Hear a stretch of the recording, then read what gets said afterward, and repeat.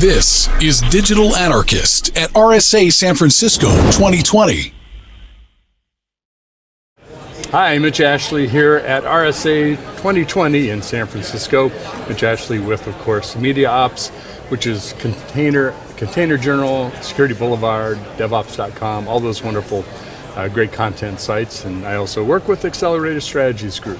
I have the great privilege of being here with Chief Revenue Officer and President Gordon Lawson from, got it right, RangeForce. I want to make sure I got it right. Yeah, thanks. Nice. Mitch. Pleasure. Thank you for having us. Good Appreciate to have you on.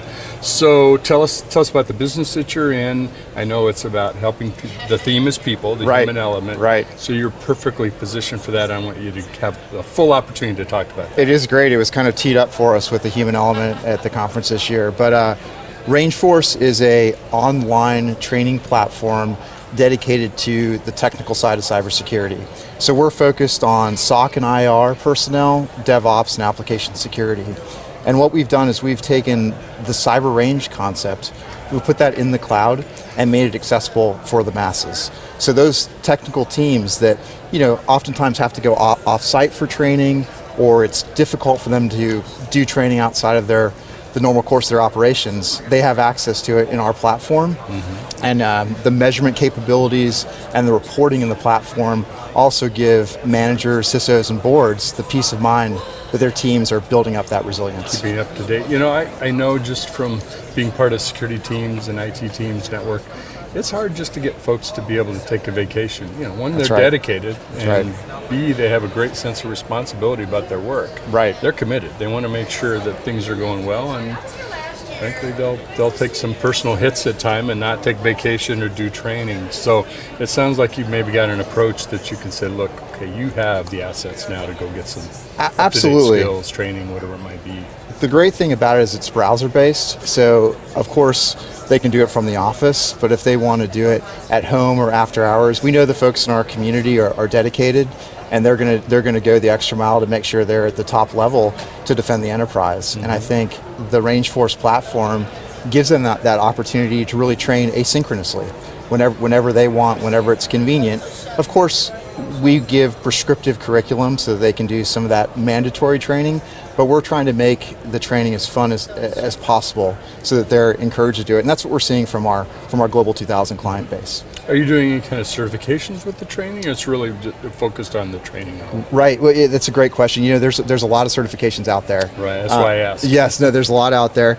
So we're not doing a formal certification now. Of course, you can get continuing education credits for participating, not only in our platform but also in some of the team-based events. Your SANS and your exactly. The CISSP. Right. CISSP. Exactly. Okay. But what we are doing is we've mapped our curriculum to MITRE ATT&CK, to NIST NICE, and to the OWASP top 10. Okay. And those frameworks, I think it'd be difficult to find a SOC in the Fortune 500 that doesn't use one or all of those frameworks now, right? And so that's what we've done. Mm-hmm. Excellent. Good. Yeah.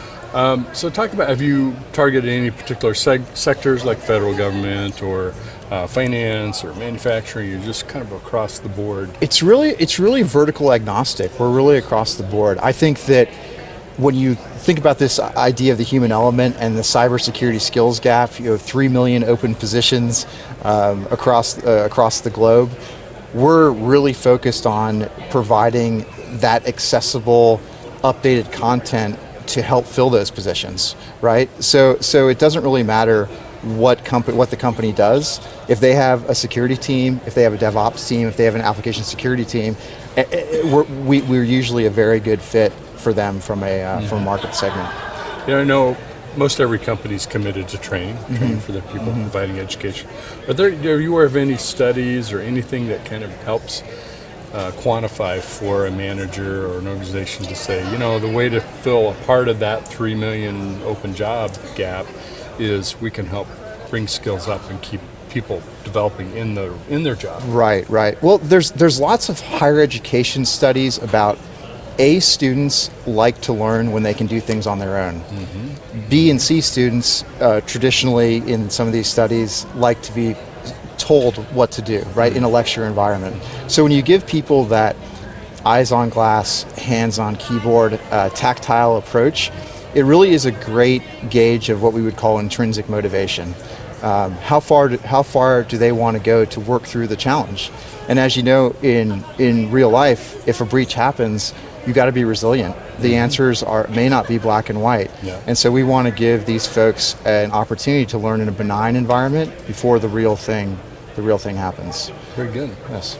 Now, do people sign up for a particular course or a suite of kind of collection of them? How approachable is this? Yes, no, so it's a great question. We are right under 150 modules within our platform. The way we license it is we give folks all you can eat. So for one annual fee. And I think that's another great thing. So, we have those 3 tracks. We have that SOC track, the DevOps track, and the application security track. A lot of times what we're finding in organizations is those groups aren't talking to each other. And don't tell me that, really. No. Shocking, right? That's what we're all working on, is Right. how do we collaborate more closely together, cross-pollinate, learn some of those skills for each other. And so they can learn it in the platform. We have team-based events that we call sieges that are sort of a capstone with the self-paced modules. And then those cross-functional groups can get together. They can learn what the other person, what their colleague is doing. And I think they get a greater appreciation for that collaboration. You think about some of these recent breaches, I think there's kind of 2 main components. There's that application vulnerability, and then there's attacker on network, and how do you defeat that? So web app must talk to SOC in order to understand holistically how these attacks are occurring. And I think this training platform really encourages that. Gordon, how, is this meant primarily for people earlier in their career, maybe for the first couple of years out of school? Is there more people that have 5 to 10 or more years of experience, or kind of the full gamut of everybody? Well, I like to tell folks I have a 12-year-old that's done the modules. And probably wrote them. He probably, like most people's 12-year-olds. He's certainly more sophisticated than I am on it. But that's a great thing, because it doesn't matter how old you are. It doesn't matter at what stage in your career. We have content that is beginner, intermediate, and advanced. There's really nothing in our content that can't be solved with that intrinsic motivation to look and research. So we want people to stay on there, to really dig in and learn those tactile skills to get better. But I think to answer your question, it really applies across that range of levels in cyber. Not just for entry level, for example. That's right. We have tier 3 analysts that can get stumped at some of the higher levels with our content, and we have folks that are in training programs. There's some great organizations out there. One of them is NPower, and they do a lot with underprivileged youth and veteran groups. We just did an event with them in New York, and it was just so impressive to watch these kids come in and really dive in, and they're learning a skill that basically makes them employable anywhere. And we're having to get creative with that. That's right. Through code, all kinds of boot camp kind of things. That's right. Theory isn't enough anymore, and I think you've got to get formal hands-on. education tracks, well, albeit important, Right. are one of many potential ways to help folks. I know also that we're starting to see some cross-pollination. For example, software engineers might move into more of a DevOps kind of role, Right. Or even security engineers learning some software skills. People who are in DevOps also now starting to pick up more security skills. Right. So it seems like that all you can eat would tailor pretty well for someone who was really looking to broaden, not just deepen their skills in a certain area. Well, let's put it this way: we don't get complaints about the all-you-can-eat model. Okay. And I think that turn it off. We don't want that. That's right. No, and I think it's just a very cost-effective way to give people that breadth of knowledge that it would be very expensive or logistically impossible to access otherwise. You mentioned the human element, right? The focus of RSA this year. What's your take on the focus of the conference and how that's showing up as the human element? What do you see that's different this year, because that's the theme? Yeah. I think that there's lots of technologies out there that are designed to ease the workload. There's alert overload in the SOC. We see that again and again. That's how, going back to recent breaches that have happened, that's how the tools worked. I think the people were tired, or they missed some things. And so we have this great plethora of perimeter controls out there. and they're working well, but we need to make sure our people are enabled to really take advantage of those. And I think it goes back to making sure they understand the fundamentals, they understand how to respond to that alert in the log. And those are some of the skills that we're really focused on teaching. It's like maybe we're recognizing isn't just about working more. That's right. We're already overworking folks in many cases, and so work smarter, maybe be smarter too. Help yourself with some education. Right. And I think you also have to realize when it's time for a break too, and people have to be vocal about that and not put in that 16-hour shift that gets them too tired. So we are human at the end of the day. So that's important too. You got to take a break. The information that you have available about your courses, I'm thinking about a manager. Sometimes as I've led people, it's a good practice, and some of my bosses have done this really well for me, is sit down and kind of plan the year, right? Let's talk about, you're going to take vacation. Let's talk about what education requirements, needs, skills, try to prep you for the next level. Do they have access to that course catalog and what some of the content might be to help map out okay, great, let's have you at least take these 3 courses this year as part of your plan? Absolutely. We help them. We try and be as prescriptive as possible once we understand their needs about what that curriculum could look like. But I think the other important piece, going back to the manager side, is that in all other areas of business, we track things quite rigorously in terms of reporting and areas for improvement, areas where things are going well. I think when it comes to the technical side of cybersecurity, we haven't done that. We assume, because of what's on someone's resume, that they're already ready to go and ready to be at the level of the company. And certainly there's a lot of folks that are like that, but there may be people that need additional training to get to the right level. And so what we're doing with RangeForce is we've built that reporting for the SOC manager, for the CISO, even for the board, that reflects the resilience of that technical team. It helps identify potential areas for improvement, but also on the flip side, maybe it identifies your next all-star and your next manager. That person that's going above and beyond, breaking outside of their functional area and learning other challenging skills. So it's a great quantitative assessment of where the organization is. Excellent.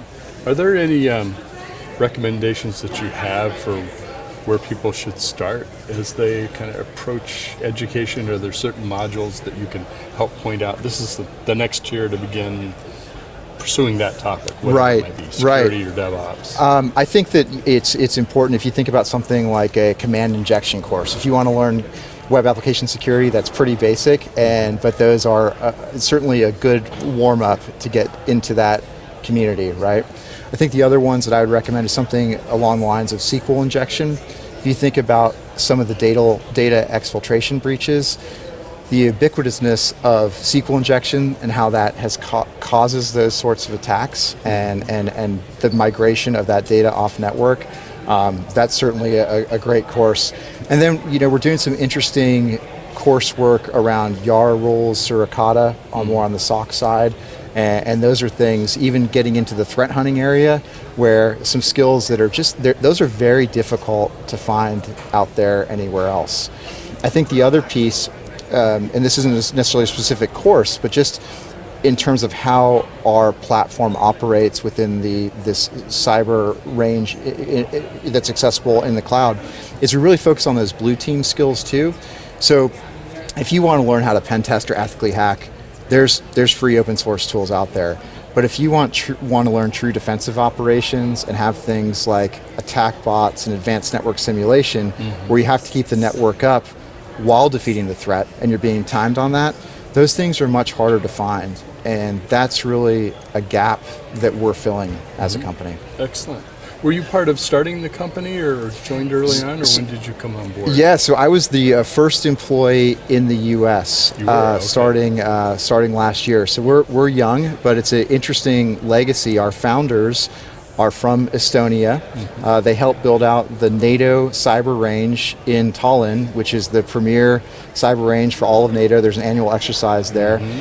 The other interesting piece is our development engineering team is based in Estonia, and these are folks that have lived through real nation-state attacks. Their entire infrastructure was taken down in 2007, and literally that threat is a couple hours away over the border. So we have that great brain trust that's helping to build the content. And now we have over 12 people in the U.S. in less than a year, and growing quite quickly. And it's just been a fun journey, and we look forward to it. Nothing like that practical experience to know what you're going to need to know in an emergency and a security incident situation. That's right. I think the hands-on skills are crucial. I think one of the analogies that one of our clients uses that's really interesting is the concept of a cyber gym. So they say, we go to the gym to work out, right? But we want to work out and get stronger before the big game happens. And that's the concept here. Is we give the practitioners, our clients, an ability to really get stronger in that benign environment before the real attack, before they're faced with it. And it continues to make them stronger. It makes them more elite within their companies and within the community. And that's the community that we're building at RangeForce. So talk about how do folks get access to RangeForce and the courses and all the great assets that you have. Well, we're in booth 4209 on the floor, so certainly come by and see us. RangeForce.com, request a demo, and we have a great team that will guide you through it and show you the new offerings that we have and how we can take your team to the next level. Well, good. Thank you, Gordon. Thank you, Mitch. Appreciate it. Yeah, it's great. Wish you the best show, and good luck with helping everybody succeed in their career. I hope you check out Appreciate that. RangeForce. So thank you all. Thanks.